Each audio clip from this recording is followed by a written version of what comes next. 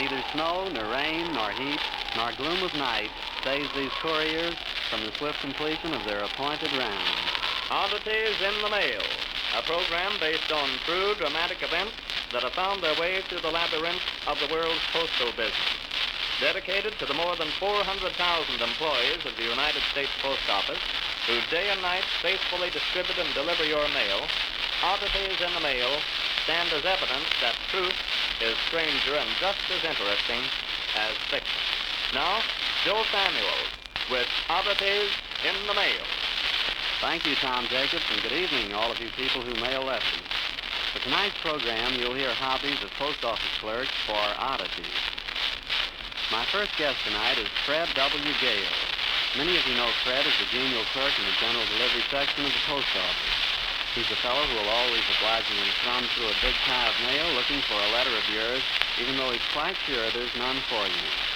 The reason he's here tonight is because he has an interesting hobby. He's even written a book about it. It's a study on the science of astrology and numerology.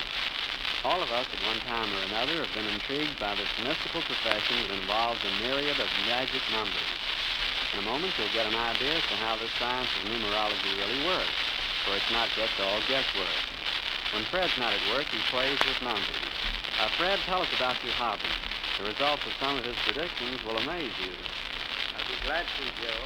In the science of numerology and astrology, the letters deal with the magnetic pull of the planets of the universe on the system of every living creature. Well, that's interesting. Go ahead. As an example, a person who is born on a certain day, certain hour, certain minute has similarities in the events of his life with the planets that are in harmony at his birth. Well, I was born in December, Fred, December 10th, 1915. What planet do I come with? Your planet is Jupiter. Well, that's something I've never thought of. The good aspects of the planet represent the good activities of man. The adverse aspects represent the badness. In following this line of deduction, I've been able to tell, for the fun of it, the help of my friends.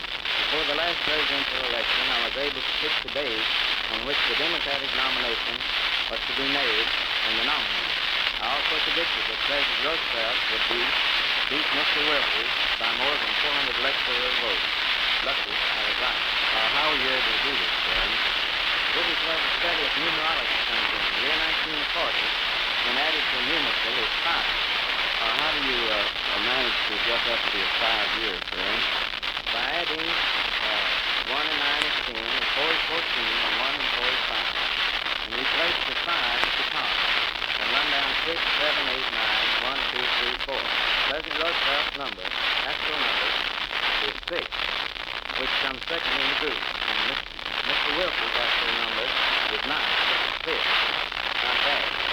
You should get excellent results. How does a person find his astro numbers? To find your name number, each letter represents a name. Each letter has a number. You add these numbers up to a number. And you were born in 1915 is another way to find your actual number, which is 7. I'm reminded of a game that I used to play in school. I think I will try it on you. Fred, I want you to take any numbers from 1 to 10. Just any number. You got one? All right, now double it. Add 10. Take half of your total. Subtract half of the number you started with from the difference. Now don't tell me your answer's 5, right? How do you do it? Well, I'll tell you later. And if any of you listening in didn't get 5 for an answer, well, drop me a card and a pair of oddities in the mail. Tell us some more, Fred. Well, Joe, in my way of thinking, every living creature with a name has a time feature and a number, represented in the group of 1 to 9. Out of this conclusion, I can take any competitive group, such as football or baseball team, find their number or time feature, and predict the outcome of the contest with a forecast on the outstanding individual. There's also a consideration for the time element. Oh, that sounds like we're getting an Einstein theory. All members are allotted time features of minutes, days, and years. In the playing of Before you leave us, Fred, there's one more question. Have you been able to unjuggle any numbers on the current war? I predicted Germany will not be able to dominate the world by setting up the horoscope of 19 and 18. I also predict that Germany will not be successful in conquering Russia. 1940 was Hitler's best year. 1941 is the Russian year. Well, I sure hope you're right, Fred, and I want to thank you. Someday, Fred hopes to publish his interesting book on numbers.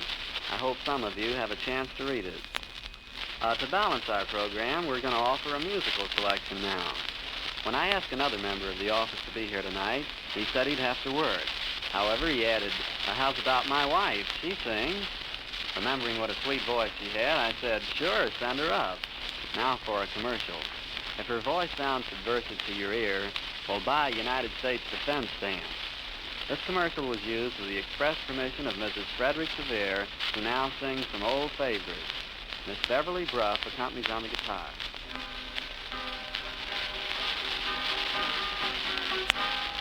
I come from Alabama with my banjo on my knee. I'm going to Louisiana, my Susanna 43. It rained all day, the night I left, the weather was so dry. The sun so hot I froze to death, Susanna, don't you cry. Oh, Susanna, now don't you cry for me, for I come from Alabama with my banjo on my knee.